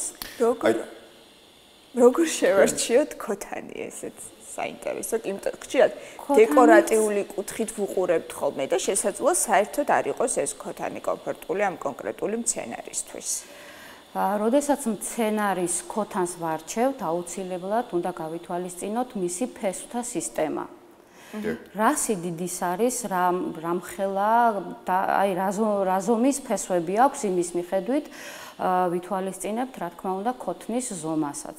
რაც უფრო პატარა აქვს ფესვთა სისტემა, უფრო პატარა ქოთანი უნდა შევორჩიოთ, იმიტომ რომ თუ პატარა მცენარე დიდ ქოთანში აუცილებლად ძალიან ცუდ შედეგს მივიღებთ, იმიტომ რომ ფესვებმა უნდა მოიკიდოს ნიადაგში ფეხი, ასე ვთქვათ და ამას ყველაფერს ხშირ შემთხვევაში მიმართავენ ესეთ ვთქვათ ხერხსაც, რომ აი დიდი მცენარები თუ უნდათ რომ მაგალითად სახლის დეკორატიული ნაწილისთვის რაღაცნაირად მცირე ზომის შეინარჩუნონ, ამისთვის მცირე ქოთანში რგავენ, რომ ის გაიზარდოს შედარებით პატარა ზომის თუმცა ხასინებრივში არის ის დიდი მიმართულება, ეს არის უკვე ბონსაი, თქვენ ალბათ ამაზე საუბრობთ. არა, ბონსაი კიდევ სხვა მიმართულება არის, ბონსაის სპეციფიკური მიმართულება აქვს, აი სტანდარტულ მცენარესთან მიმართებაში. ჩვენ ყოველთვის სწორად უნდა შევარჩიოთ, ეს არასწორი მიდგომაა. როდესაც მცენარეს უნდა განვითარდეს, მას უნდა მივცეთ განვითარების საშუალება და სწორად შეურჩიოთ ქოთანი და არანაირ შემთხვევაში დიდ მცენარეს პატარა ქოთანი და ეს პირიქით უფრო ცუდ შედეგამდე მიგვიყვანს. ეს აზიანებს. აი ახლა ეს ბონსაიზეც ვისაუბროთ, ბოლო დროს საკმაოდ აქტუალური გახდა. პატარა ზომის ვარდებით დავიწყეთ და თუ კი ეს წარმოუდგენელია ვარდი გქონდეს ბინაში, აი ახლა უკვე ეს შესაძლებელი გახდა. ამ ჰიბრიდულ მცენარებზე, ახალ ჯიშებზე გვესაუბრეთ. რამდენად არის ამტანი და განცდელი. მოდური დიახ, აი უფრო და უფრო შემოდის ეს ჰიბრიდები ინვიტროთ ასევე გამრავლებული მცენარეები მოდაში. დიახ, სპეციალური მოვლა-პატრონობა სჭირდებათ, რა თქმა უნდა. გააჩნია კიდე რომელ მცენარესთან გვაქვს საქმე, სად შევიძინეთ ეს მცენარე, ამასაც ძალიან დიდი მნიშვნელობა აქვს. და აი პრაქტიკაში თვითონ გვიჩვენებს ყველა მცენარე როგორ უნდა მივხედოთ და მოვუაროთ. სად შევიძინოთ მცენარე? ბუნებრივია არ დავასახელოთ მაღაზიების სახელები რეკლამაში არ ჩაგვეთვალოს, თუმცა რა ობიექტები, როგორი ობიექტები ითვლება ავტორიტეტულად ამ მიმართულებით? ეს როცა გარეთ იყიდება თუ რაღაცა კერძო მაღაზიებში რომელი უფრო სანდოა? აი სხვა შორის მეზობელი ქვეყნიდან შემოდანო ნერგებზე ამბობენ რომ ხშირ შემთხვევაში ჩვენს რეგიონში ვერ ხარობს გარკვეულწილად ვინაიდან ისინი მიჩვეულები არიან რაღაც ტორფთან ურთიერთობას პატარა ხელოვნური დანამატებით გამოზრდილი მცენარეებია და დიახ ჩვენს აი ბუნებრივ გარემოში როცა უკვე გადავყავს პირდაპირ სანამ თანდათან რო შევაჩვევთ აი ესეც ყველაფერი ინდივიდუალურია და ჩვენზეა დამოკიდებული. აი იმაზეა დამოკიდებული რამდენად გავლილი გვაქვს ჩვენ მცენარეებთან ურთიერთობის პრაქტიკა.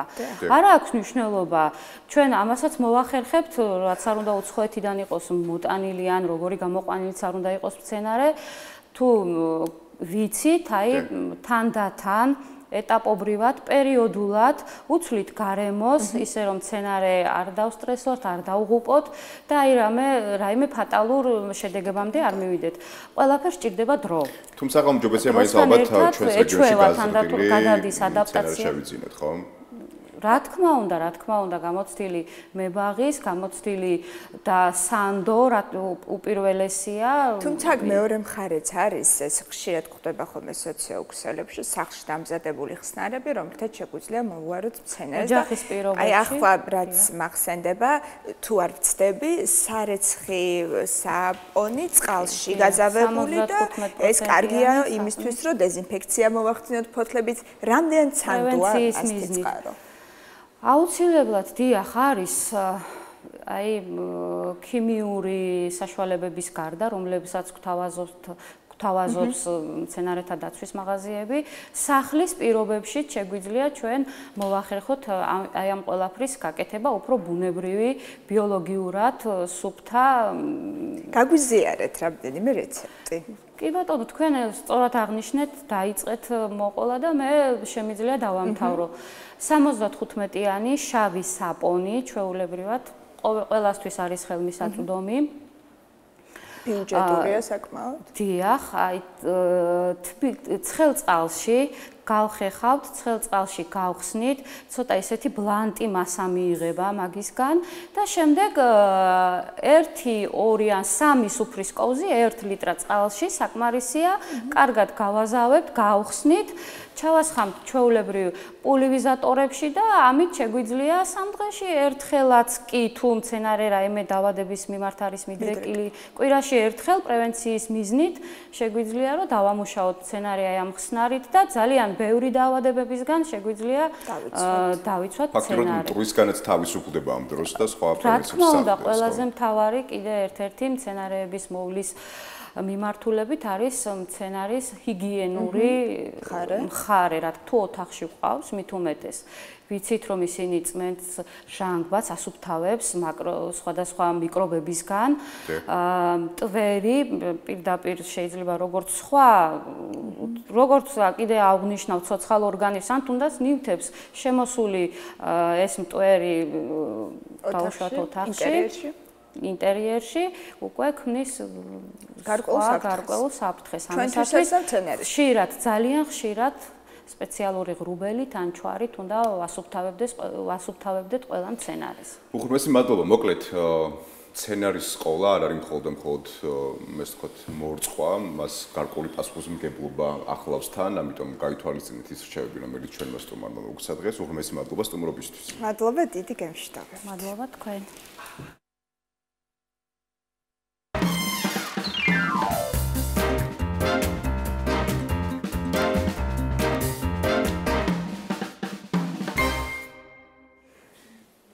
ისე მცენარეებზე ვაგრძელებთ საუბარს, მცენარე როგორც ინტერიერის ნაწილი, როგორც დეკორაცია, ჩვენ სწორად აღნიშნეთ ის, რომ მხოლოდ დეკორაცია და არ უნდა აღვიქვათ მცენარებას, გარკვეული მოლაპატრონობაც სჭირდება და ეს პასუხისმგებლობა თითოეულ ჩვენგანმა უნდა გააცნობიეროს, როცა ვაპირებთ ვიყოლიოთ მცენარე, აი როგორც სულიერს ისე აღვიქვათ და ბუნებრივია მას დეკორატიული დატვირთვაც აქვს, მისით შეიძლება ზონირებაც კი მოხდეს ოთახების და უფრო ცხად ჩვენი სტუმარი გვეტყვის პრაქტიკაში როგორ გამოვიყენოთ მცენარე როგორც დეკორაცია. თამუნა კონცელიძე, ინტერიერის დიზაინერი. მოგესალმებით თამუნა.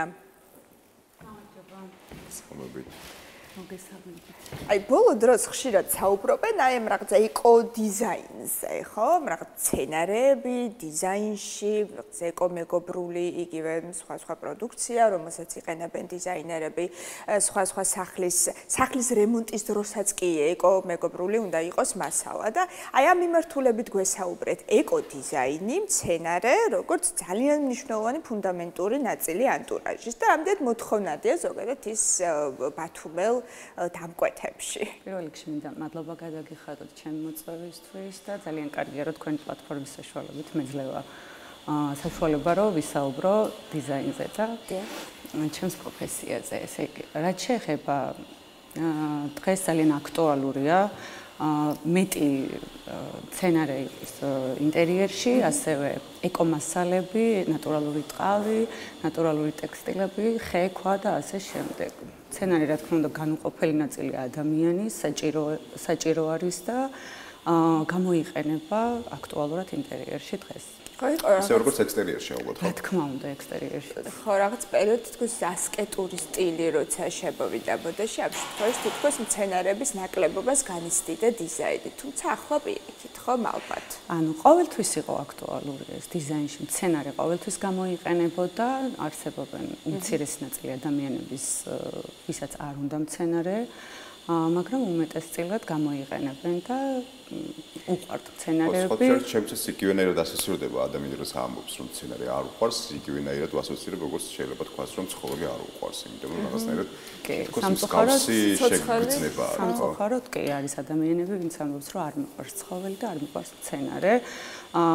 ფიქრობენ რომ ვერ მოუვლიან, სცენარი ცოცხალი ელემენტია და სჭირდება რა თქმა უნდა მოუვლა ყველას განსაკუთრებული მოვლა სჭირდება, არის სცენარები, რომელსაც უფრო მარტივი მოვლა უნდა, არის სცენარი, რომელსაც უფრო თუმცა დიზაინის კუთხით ამ შემთხვევაში ალბათ ყველაზე კარგი გამოსავალი არის ხელოვნური სცენარები, ამ შემთხვევაში ადამიანებისთვის, ვისაც უბრალოდ პასუხისმგებლობის აღება არ სურთ სცენარებზე. ეს მხოლოდ არის დეკორატიული დანიშნულება აქვს მხოლოდ და მეტი არაფერი, მარტივი არის, არანაირი მოვლა არ სჭირდება.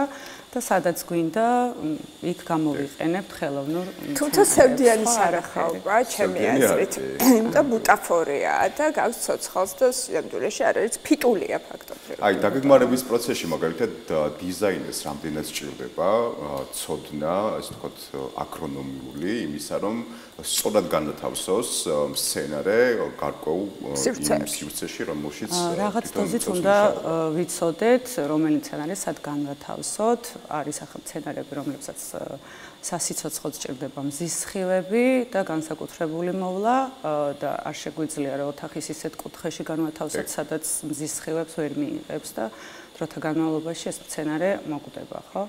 არის სცენარები, რომლებსაც არ უყვარს ბევრი წყალი და ან პირიქით. ამიტომ უნდა ვიცოდეთ ასე თუ ისე რაღაც დოზით, როგორ განვათავსოთ სცენარები ოთახის რომელ კუთხეში.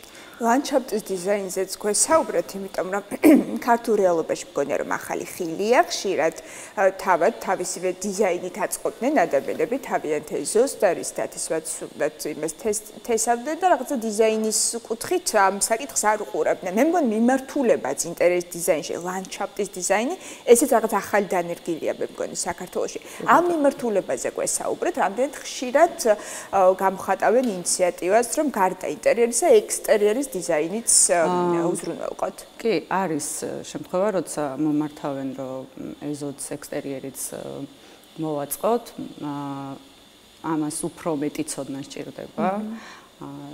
და ძირითადად უფრო გამოიყენებენ მარტივ მოსავლებ სცენარებსაც ასევე ლანდშაფტის დროს არის ტროპიკული პალმები, არის ბუჩქოვანი სცენარები, რომელსაც არ სჭირდება რაიმე ისეთი განსაკუთრებული მოვლა. და ბათუმისთვის და აჭარისთვის ალბათ ყველაზე ეს რელევანტური არის, ხო? ტროპიკული სცენარები ექსტერიერში. რა თქმა უნდა. პალმები, პალმები, დიახ. ზოგადად ინტერიერის დიზაინზე ვისაუბროთ, მოდით, მე მგონი ამოვწურეთ ეს სცენარების საკითხი და ტენდენციები არის საინტერესო. სოფლიოში რა ტენდენციებია მიმართულებით? ყველაზე მოთხოვნადი სტილი ახლა რომელია სოფლიოში და მე ლოკალურად ბათუმში და საქართველოში ვისაუბროთ ტრენდებზე. დიახ, ნახეთ, სოფლიოში ყველაზე აქტუალური არის უკვე რამოდენიმე წელი, ძირითადად გავრცელებული რაც არის, ეს არის მოდერნის სტილის დიზაინი, უფრო თანამედროვე დიზაინი არის და წლების განმავლობაში ეს არ შეცვლილა. აი რას გულისხმობს მოდერნი? ანუ თანამედროვე დიზაინი, ასე ვთქვათ, არის მოდერნი, შეგვიძლია რაღაც მინიმალური შენარევები გავაკეთოთ სხვა დიზაინის და მათ შორის ლოფტის და რა თქმა უნდა, კი, ხო, შეგვიძლია რაღაცები ისეთი ცვლილება მივცეთ ამ დიზაინს, შეგვიძლია კლასიკურთან, მინიმალურ კლასიკურთან სხვა რაღაც გამოვიყენოთ, ისეთი რომელიც არ იქნება უფრო არ მოხდებათ თვალში. ანუ თანამედროვე დიზაინი, მოდერნისტული დიზაინი გულისხმობს ზუსტად ამ ასკეტიზმსაც ვამბობ. მოდერნი ნიშნავს თანამედროვე დიზაინს. არა, ეგ გასაგებია შინაარსობრივად, ვიზუალურად როგორ გამოიყურება ამას კითხულობ. აი მაგალითად ეს არის მოდერნის დიზაინი, მინიმალისტური და მეტი კი ძირითადად დღეს ადამიანები ცდილობენ რომ მეტი სივრცე იყოს, რაც არ უნდა დიდი იყოს ოთახი, ცდილობენ რომ არ იყოს გადატვირთული და გვაქვს ამისი საშუალება რომ ისე მოვაწყოთ დიზაინი რომ არ გადაუტვირთოთ და გქონდეს საკმარისი ავეჯი. ეს რაღაცა ტრავმაც არის, ხო? იმიტომ რომ ძველი ინტერიერის დიზაინის დროს საუბრობ საბჭოთა კავშირზე, როცა ფილმებს უყურებთ, ახლა მე არ მოსწრებია, ჩემი თაობა არ მოსწრებია, თუმცა ვიცით ხომ, სხვა აუდიოვიზუალური მასალით ძალიან გადატვირთული იყო სახლი. ეს უფრო ბოჰემური არის და აი ბოჰემაც არის. აი თითქოს უსარგებლო ნივთები იდო სახლში. არც ერთ მათგანს არ ქონდა არც იდეური კონცეპტუალური დატვირთვა და არც ფუნქციას ატარებდა. აი ახლა ამ მიმართულებით როგორ აღიქვამთ? აი თითეული ნივთი რომელიც განლაგებულია ინტერიერში, ალბათ საჭირო ყველა აქვს თავისი დანიშნულება. დიახ, თითოეული ნივთი არის გამოყენებადი, თუნდაც დეკორატიული ნივთი იყოს, თავისი დანიშნულება აქვს და ვცდილობთ, რომ ზედმეტი ნივთები არ გამოვიყენოთ დიზაინში. აი 90-იანი წლების ეს თქო სახლების გამახსენდა, ეხლა სადაც ვიტრაჟში შევაგებული იყო ძალიან ბევრი სახეობის ეს თქო ჭურჭელი, რომელსაც ფაქტიურად დიასახლისები არ იყენებდნენ. დღესაც არის შემორჩენილი ესეთი ტრადიცია, ძველი კარატები. დიახ, არის ძველი კარატები, სადაც მინახავს მე, რომ არის ისევის ნივთები, ანტიკვარიული ნივთები, რომელსაც არ იყენებენ, მაგრამ მაინც აქვთ. ალბათ დროის სრულებამაც განაპირობა ხომ ეს პრაქტიკული ნაწილი და მიდგომა ზოგადად სივრცის მიმართ და იმ საცხოვრებელი ადგილის მიმართ, სადაც უბრალოდ უნდა დავისვენოთ და პირიქით ყველა ნივთი უნდა იყოს პრაქტიკული, რომელსაც გვაქვს ჩვენთვის კომფორტი და უფრო მეტი კომფორტი ვიდრე ეს ვთქვათ უბრალოდ მხოლოდ ესთეტური ნაწილი. რა თქმა უნდა, სივრცე რაც უფრო თავისუფალი არის, უფრო კომფორტულად გრძნობს ადამიანი თავს, არ არის გადატვირთული, არ არის ზედმეტი ნივთები, თავისუფლად შეგვიძლია გადაადგილება და ადამიანი ამ დროს მეტი კომფორტს განიცდის და უფრო სულიერადაც კარგად ისწავლებს. ფერთა გამოთ შეიცვალა, თეთრი და დათელი გახდა ოთახები, როცა მაშინ წლების წინ ძალიან ბნელი იყო. საინტერესოა, როცა ქმნით ინტერიერის დიზაინს, ითვალისწინებთ თუ არა ადამიანის ინტერესებს. აი დაუშვათ უყვარს კინო, ან არის მუსიკოსი, აი ამ მიმართულებით თუ შეგავცეთ. რა თქმა უნდა, მქონდა ახლა მუსიკა ახსენეთ და მქონდა ერთი დაკვეთა თავისი შვილი, მოზარდი ბავშვი იყო მუსიკოსი, უყვარდა გიტარა და შესაბამისად მოუწყეთ ოთახი ისე, რომ მისთვის იყო ძალიან კომფორტული და აი ცოტა პერიოდი რო გავიდა დედამისმა მომწერა, რომ იმდენად მოსწონს ეს ოთახი, რომ იქიდან აღარ გამოდის. კი, ვერგები აუცილებლად ვითვალისწინებ გემოვნებას, ვცდილობ ყველაფერი ისე მოვაწყო, რომ თვითონ იგრძნოთ თავი კომფორტულად, ძირითადად სადაც მეტ დროს ატარებენ ოჯახის წევრებზე უნდა იყოს ისე გათვლილი, რომ ყველას გემოვნებაში ჯდებოდეს და არ ქონდეთ ის, რომ მხოლოდ მე მომწონს და ჩემს გემოვნებაზე გავაკეთე, არა. თუმცა გქონიათ მსგავს შემთხვევა, რომ გადაგიბირებიათ მაგალითად თქვენს აზრზე და ამის ალბათ რელევანტური ისიც გქონდათ სარჩური, ხო? კი, რა თქმა უნდა, როდესაც ვიწყებთ დიზაინს ყოველთვის ვცდილობ, რომ ანუ პირველად რო დავიწყე, მქონდა ის, რომ რაღაცას გავაკეთებდი და მეც მიხაროდა, რომ აი მე ვაჩვენებ, როგორ დავიწყე, ხო? ეს ძალიან ცუდი იყო. და მივხვდი, რომ ასე არ უნდა გამეკეთებინა, ეხლა ვუთანხმდები, რომ სანამ არ დავასრულებ ერთ კონკრეტულ ოთახს, მანამდე მოდი არ მოითხოვო, რომ გამოგიგზავნო, იმიტომ რომ ვერ აღიქვამენ ერთი პირობითად კარადით მთლიანი ოთახი როგორი გამოვა. და ავტორობის უფლებაც ხომ აქვს ინტერიერის დიზაინერს, გასაგებია რომ დამკვეთს უნდა მოეწოს და მისთვის უნდა იყოს კომფორტული, მაგრამ თავისი ხელით ხო უნდა ეტყობოდეს და აქ ძალიან რთულია ბალანსის დაცვა, თან ასე ამოვნო, თან შენი დირექტივებიც შეიტანო, კომუნიკაციის მეთოდები არის უპირველესი. ხელოვნურ ინტელექტზე უნდა კითხოთ აუცილებლად, ბოლოს აქტუალური გახდა, რაღაცა კონკრეტულ დირექტივებს მისცემ, რამდენიმე სიტყვით აღუწე, როგორი ოთახი გინდა და დაახლოებით 5 წუთში მზად აქვს ესკიზი. ხაჩერს უკვე არსებულ სივრცეს შეიძლება ფოტო გადაუღო და ის გთავაზობს რამდენიმე ვარიანტს თუ რა როგორც სტილში შეიძლება გააკეთო, რა ავიჯი შეიძლება იყოს და ასე შემდეგ. ფერთა გამოსა. თუ არა კონკურენტად თუ პირიქით ინსტრუმენტად. ნახეთ არ მოგატყუებთ, გამომიყენებია, მიცდია რა თქმა უნდა, რაც სიახლე შემოდის, ყველამ უნდა ვცადოთ, ხო, მიცდია, მაგრამ პირადად ჩემთვის იმდენად არ არის გამართლებული, იმიტომ რომ რაღაც მაინც სახეცვლილებას ვაძლევ და კორექცია შეგვექვთ. რა თქმა უნდა და მიწევს უფრო მეტი მუშაობა ამ დროს, იმიტომ რომ რა თქმა უნდა, კარგია თუ არ აქვს ადამიანს საშუალება იმის დროს დიზაინერს მიმართოს, ამ შემთხვევაში ძალიან გამართლებული და კარგი არის თუ მიმართავს ხელოვნურ ინტელექტს, მაგრამ ძირითადი ბირთვი მაინც არის დიზაინერი რა. რამდენად სწორად გააკეთებ განლაგებას, რამდენად ანუ სადაც მიდიხარ და რასაც აკეთებ, ანუ გააქვს ის ხედვა, რომ აღიქვამი. თუმცა იდეების გენერირების საშუალებას გაძლევთ. კი, როგორ არა, გაძლევს რამოდენიმე იდეას, როგორ გააკეთო, ან თუ არის რაღაცა კონკრეტული ადგილი, სადაც შეიძლება რაღაცა პრობლემა შეიქმნას, მითითება შეიძლება მოგცეს და რაღაცით დაგვეხმაროს. აი, სიმწის მაქსიმალურად გამოყენების ნაწილში ალბათ ძალიან კომფორტული იქნება, ხო? აი, ათვისების ნაწილში, ვინაიდან მას აქვს უნარი, რომ რაღაცნაირი სწორად გათხოვოს თითოეული მილიმეტრი, ხო? კი ბატონო, რაზეც ჩვენ გვჭირდება პირობითად 10 საათი რომ ვიმუშაოთ, ხო, ჭირდება რამოდენიმე წუთი, რომ დაგეხმაროს ამ პრობლემის გადაჭრაში. თუმცა, მაინც მგონია, რომ ის ვერ ჩაანაცვლებს ადამიან ინტერიერის დიზაინერს, ხო, ეს ამის იმედი ვიქონიოთ. ვეცადოთ, რომ ტექნიკური დავალებები მივიცეთ მხოლოდ. მხოლოდ. აი ეს ავუხსნათ, იცით, ხშირად როცა სახლს არემონტებენ, ამბობენ, რომ აი არა, რა საჭიროა ინტერიერის დიზაინი, მე რომ მინდა ჩემს გემოზე მინდა გავაკეთო, ხო, და არ ჭირდება დიზაინერის ჩართულობა, რომელსაც თავისი ინიციატივები ექნება. იცით რა ავუხსნათ? გარდა იმისა, რომ დიზაინის მიმართულებით გვთავაზობ ჩვენ ინტერიერის დიზაინერი იდეებს, ამას გარდა რა უპირატესობები აქვს ადამიანს პროფესიონალს, თუნდაც სივრცის ათვისების კუთხით, როცა საუბარია პატარა ოთახზე, სადაც ბევრი რამ გვინდა, მაგრამ ძალიან პატარა სივრცეა. აი ამაზეც ვისაუბროთ, იმის გარდა რომ უნდა მორთოთ და გაალამაზოთ ოთახი, კიდევ სხვა სპეციფიკაც ახასიათებს ხომ თქვენს პროფესიას. რა თქმა უნდა.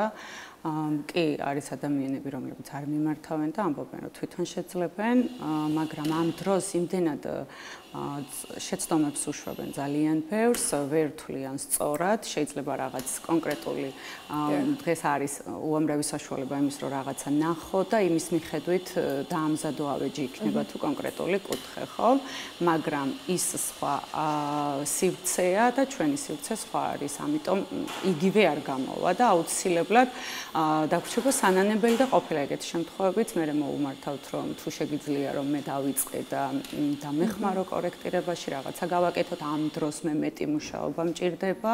და რესურსიც უფრო მეტი იხარჯება, ხო? რა თქმა უნდა, ცვლილება უნდა მივცე.